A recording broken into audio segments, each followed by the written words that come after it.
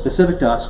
And then we put it out there in the marketplace where we say, if you don't believe in this and you don't believe in it as strongly as we do, you're probably not the right client for us. And that's okay. Now, the reason that we're talking about the mugs is because they're on sale here. Just for people who are viewing this episode, is that correct? Actually, we do sell them, and if we ever sell them, you can have one. Call us up, send an email, we'll send you one. Yeah. Give us $5 or $10, but I always, if anybody wants to give me money, I always send it towards charity. And not that that's one of our value propositions, but you know, I love these mugs. I want them out there. Obviously, they're good for our brand, but hey, send us $10, but you know that it's going to go to some good cause or something like that. So, very cool. Yeah. What else do we talk about? Should we reiterate through any of the stuff that we've gone through these episodes, just to kind of reconnect to that? Sure. So we went through what?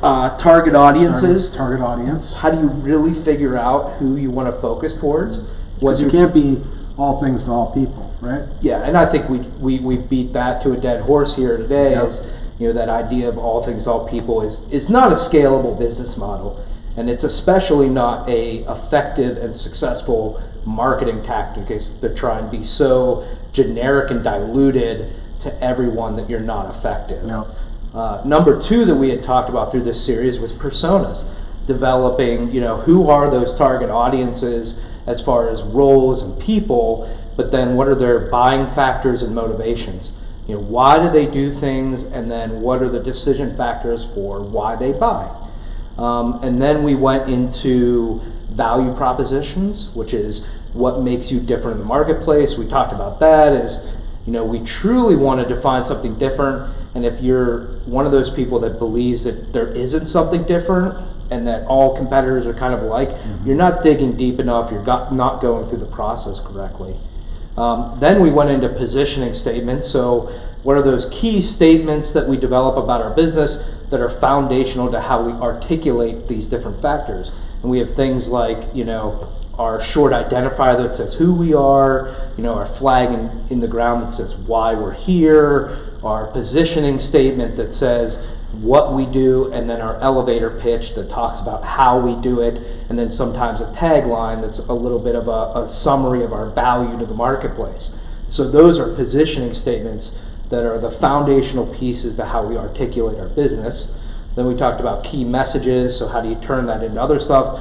Brand voice, which was persona, tone, language, and purpose, to define a consistent visual, sound, and all those pieces. And then we rounded it up with how do you communicate to your team and the marketplace this great brand strategy that you just developed.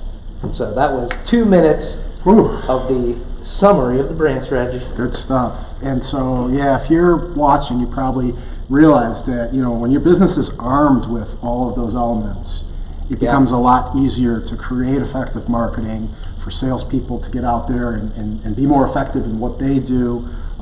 It's really powerful. And I think that's just one added key is that this is for everybody in the organization. I think if you develop a great brand strategy, it is for your marketing people especially, because obviously they're the ones out there articulating to bring in new customers. But it's for sales because they should back up what marketing is saying, and part of the sales process is continuing to add depth and nuance to what makes you different and why people should do business with you. It's for operations because you want those people to align with that as well. When they're creating product or they're creating solutions, you know, they want to live up to those value propositions. And then they're also out in the world talking about your business, and you want to make sure that they're sharing the same message everybody else is. Customer service, we want to make sure they're articulating the brand correctly. There's not a role in the company that shouldn't understand this brand strategy through and through and be able to articulate it the same as everybody else. And that, again, is another thing that creates a powerful organization when you have an army of evangelists that are out there saying the same thing that is all strategic towards who and what you want to be as an organization. So if you're creating a powerful brand, you're probably, you know, going to be attracting people who for some reason they're interested in kind of what you're all about, and imagine that now becomes your evangelist. Yep. So that's, yeah, I mean, there's so much power to putting this all together and, you know, hitting all the points, not I think- just one or two, but going through and working through all of them. Developing this culture and this brand strategy that we talked about is game changing for organizations. And that's not, again, you know, I don't believe in mediocrity. It's not BS that we're just trying to sell it. I actually believe, and hopefully if you've listened to this conversation, you believe too, that, you know, if you develop those elements to your business, that it can make significant, impactful change to the top line revenue, to customer experience, to all these different pieces that are just so important. So I think that's what most businesses are looking for these Right. days, right? So really powerful stuff. Are we? I think we're about good. it This for was a today? great episode. Awesome. We appreciate everybody coming. This is the wrap up for brand strategy. We are moving into a whole new series after this. We're going to have a whole nother series of episodes talking about how you actually find innovative ideas within your business and how you pull those out, and then you can turn them into new offerings, new products, new companies, whatever it might be, and it's called spin out. Yeah. And so we're really going to be driving into this idea because we help a lot of businesses spin out, Yeah. come up with innovative ideas, and then turn them into something real. And so we've got a whole series coming, but this was brand strategy. I think these were great episodes. Hopefully people enjoyed them and they can get the white paper, The guidebook. the guidebook, and also hopefully webinar and some other stuff that we're going to have if they want to go even more in depth. Yep. And then of course, And just a Call reminder, call us, and if you want your mug, just Yeah. let us know. But in addition to that, on November the 21st, we're going to be doing the 2-hour masterclass. So if you like what we're covering, you like the topic of brand strategy, but it feels kind of overwhelming or you want help going through that, we're limiting it to 10 people only.